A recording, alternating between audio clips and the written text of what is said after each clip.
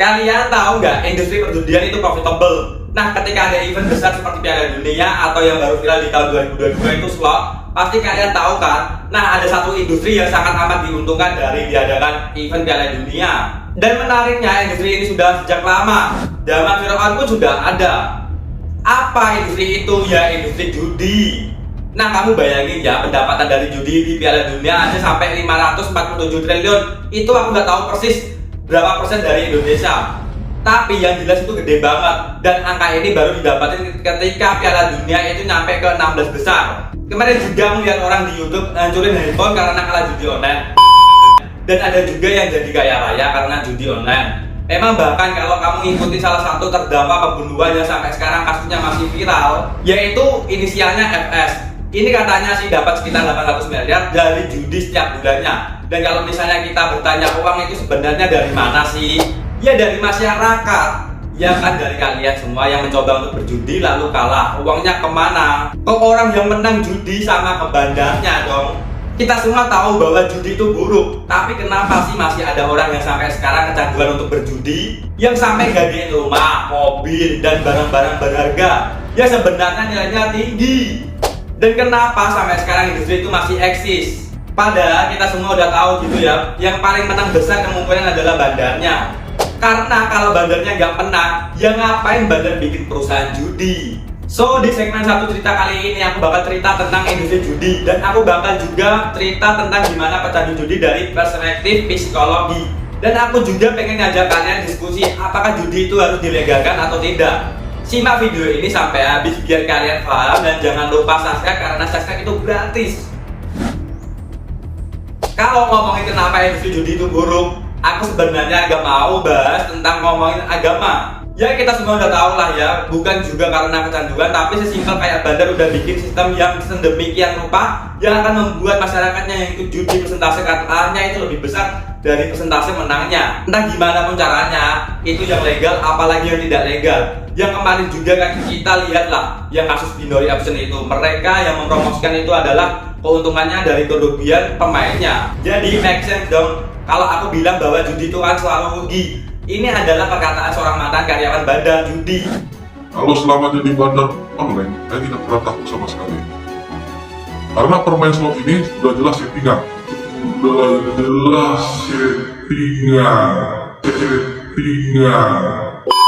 Bilang kalau sebenarnya algoritma dan sistem judi itu memang didesain agar pemainnya selalu kalah, agar pemainnya selalu kehilangan uang.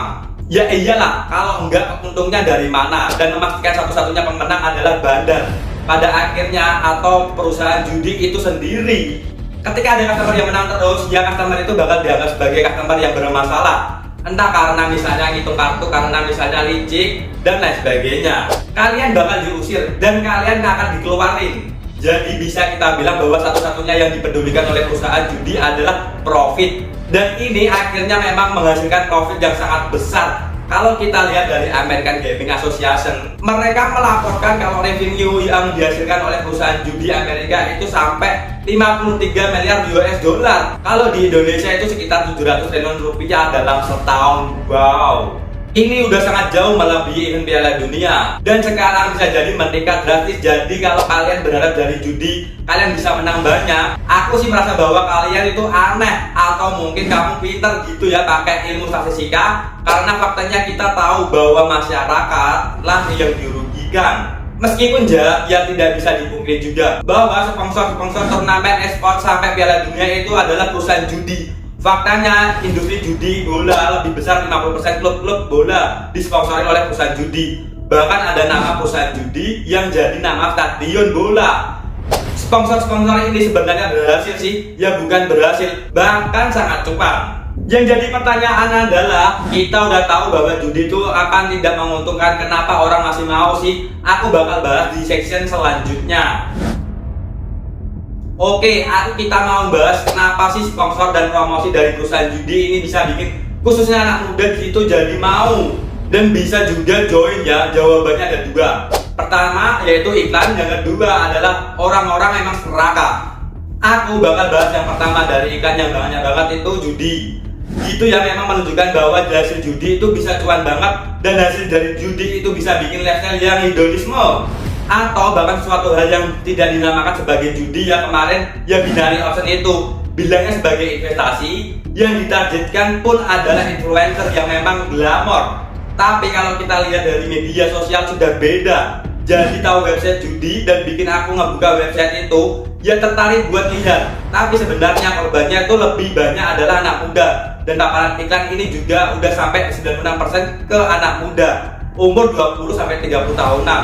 Ya aku yakin banyak dari kalian yang udah pernah lihat iklan ini. Kalau kalian nggak pernah lihat iklan ini, aku nggak tahu kalau kalian browsing apaan.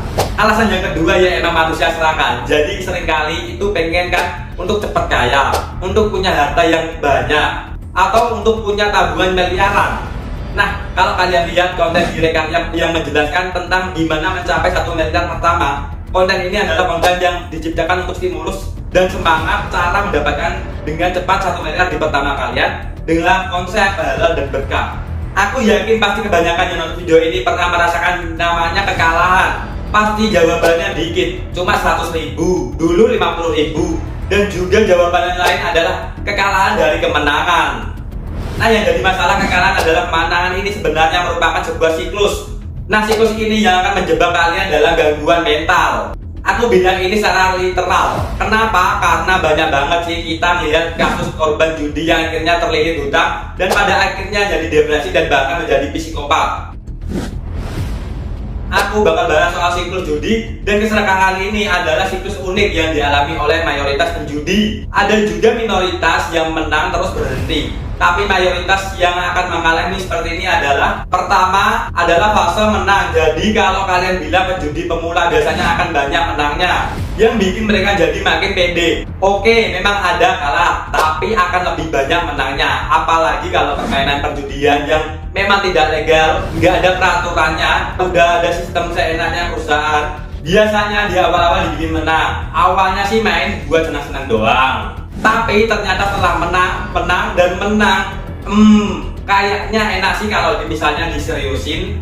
Akhirnya mereka seriusin lah. Awalnya yang 100.000 jadi 1 juta, jadi 10 juta, dan bahkan sampai ratusan juta. Yang kedua adalah fase kalah. Nah, setelah melewati fase menang ya tentunya ada fase kalahnya. Bayangin kalau kalian mulai dari ngebet 100.000 dapat 10 juta, dapat 1 juta. Wah, akhirnya ngebet sampai 50 juta, sampai 100 juta, tiba-tiba kamu kalah. Alhasil akhirnya duit itu jadi 0. Apa yang kamu lakuin? Apakah kamu akan berhenti? Of course not. Justru penjudi memang udah kecanduan mereka, akan mencoba untuk mengutang ke temannya atau bahkan gadein sesuatu barang yang mereka miliki untuk kembalikan si kerugian itu. Dan akhirnya ya udah nyoba lagi sampai akhirnya mungkin utangnya udah menggunung dan masuk fase ketiga. Nah, disinilah memang penjudi mulai kehilangan semua kendali atas yang mereka lakuin. Mereka memang udah merasa malu, mereka memang udah merasa bersalah, mereka memang udah merasa ngelakuin berbagai macam hal, atau mungkin juga udah nyoba kerja untuk membayar hutang-hutang itu. Tapi entah kenapa mereka tuh nggak bisa berhenti karena dendam atas kekalahan. Di sisi lain dari kejadian itu akan mengalami kejadian-kejadian buruk di kehidupannya. Entah itu kehilangan kerjaan, dimarahin orang tua, diminta cerai sama istri, atau dikejar-kejar sama rentainer. Fase terakhir keempat itu kalau misalnya orang itu udah melewati 3 fase, dan ada namanya fase hopeless. Sesuai dengan namanya ya, ini udah hopeless banget sih, udah nyampe ke titik rendah. Mau hidup malu, tapi mau mati juga bingung, dan minta bantuan juga susah karena kalian kayak udah dianggap negatif sama orang-orang di sekitarmu. Dan akhirnya ya jangan nyalain si penjudi itu sih. Kalau misalnya memang di fase ini udah nggak ada lagi orang yang bisa menolong, akhirnya hal yang bisa menolong adalah minuman keras, narkoba, atau bahkan sampai percobaan bunuh diri.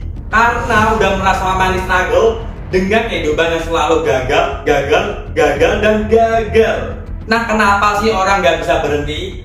Nah, jawabannya adalah karena ada dopamin. Dopamin itu yang dirasakan di otak kita semua ketika kita melakukan judi itu. Dopamin itu bukan cuma datang ketika kita lagi menang, tapi juga ketika kita lagi kalah. Setiap kita muterin slot atau setiap kita klik yang awalnya otak kamu menganggap bahwa dopamin itu datang ketika kamu menang. Dan kalau kita lihat dampaknya banyak banget, mulai seperti finansial, kesehatan mental, juga ngaruh ke sosial juga, termasuk kamu dipecat dari pekerjaan, kamu nggak ada teman, dan lain sebagainya. Yang terakhir adalah yang kecenderungan kamu untuk melakukan hal-hal yang lain, yang menarkoba, minuman keras, dan lain sebagainya. Nah, yang jadi polemik adalah gini sebenarnya, judi itu harus dilegalin nggak sih? Dan ini sempat juga dilakuin oleh Indonesia, tepatnya di Jakarta. Dan kita bakal melihat gimana sih dampak kalau misalnya judi itu dilegalkan di sesi selanjutnya. Ini adalah Bapak Ali Sadikin. Dia adalah Gubernur Jakarta di tahun 1966 sampai dengan 1977. Pak Ali Sadikin ini bisa dibilang sebagai gubernur yang cukup kontroversial. Kenapa kok cukup kontroversial? Ya karena dia melegalkan judi. Bahkan beliau sampai dijuluki sebagai gubernur maksiat. Ya nggak salah sih, tapi kita bakal bahas datanya kok. Dilegalkan sih di awal menjabat Pak Ali Sadikin kaget ketika ngecek APBD di Jakarta hanya cuma 66 juta. Dan akhirnya dia mikir dan memutar-otaknya gimana biar aku bisa dapat cuan yang cepat. Nah akhirnya ketemulah salah satu cara yang bisa membuat cuan banget datang dengan cepat. Salah satunya caranya adalah melegalkan judi. Ya Pak Ali Sadikin sudah tahu persisnya gitu dari dulu. Ya sudah tahu lah adalah yang namanya judi ada di mana-mana. Banyak juga oknum-oknum yang melindunginya. Banyak juga orang yang hidup dari industri tersebut. Jadi yang mendingan dilegalin aja gak sih? Biar kayak Las Vegas. Jadi kayak duitnya banyak dari sana masuk ke negara-negara dipakai buat bikin hal-hal yang lebih bermanfaat secara sosial maupun religi gitu ya. Nah yang jadi pertanyaannya adalah hasil gimana sih? Ternyata hasilnya cukup bagus banget, memperoleh surplus dana yang cukup banyak dari judi. Dan bahkan saat itu telah dibangun sampai 2.400 gedung sekolah, memperbaiki lebih dari 1.200 km jalan raya dan kampung, serta membina pusat kesehatan, bahkan membangun masjid dan juga melakukan penghijauan dengan uang tersebut. Bahkan beliau sempat bilang, gitu bapak-bapak kalau mau tinggal di Jakarta sebaiknya beli helikopter aja. Karena ini adalah jalan hasil dari uang judi. Dan akhirnya Jakarta yang awalnya punya puluhan juta itu bisa jadi APBD sebesar 116 miliar rupiah, 2.000 kali lipat jumlah APBD dari awal pas beliau menjabat. Meskipun akhirnya kebijakan ini dilanjutkan oleh gubernur periode selanjutnya. Tapi ya ini bakal jadi sebuah polemik guys. Ya ini bakal jadi bahan diskusi ya. Sebenarnya mending dilegalin aja gak sih? Terus dibikin suatu tempat yang legal. Mungkin orang-orang tertentu aja, tapi dipajakin gitu. Jadi seenggaknya keuntungan masuk ke negara. Nah gimana pendapat kalian tentang hal ini? Kita bisa diskusi di kolom komentar. Terakhir aku cuma mau bilang bahwa hidup itu pilihan. Dan yang namanya judi juga sebuah pilihan yang bisa jadi menguntungkan kamu dan bahkan menguntungkan negara.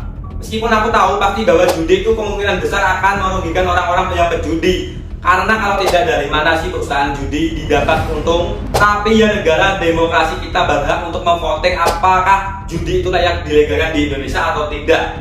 Dan apakah kita masih mau berjudi atau tidak. Tapi aku di sini mau bilang secara pribadi, kalau kalian udah mau berhenti berjudi, aku sangat amat mendukung itu. Kalau misalnya kalian bingung mulai dari mana, saran aku konsultasi ke psikoter atau psikolog untuk memperbaiki mental kalian. Akhir kata, semoga video ini bisa bermanfaat buat kalian. Jangan lupa subscribe dan share ke teman kalian. See you guys on the next video. Bye.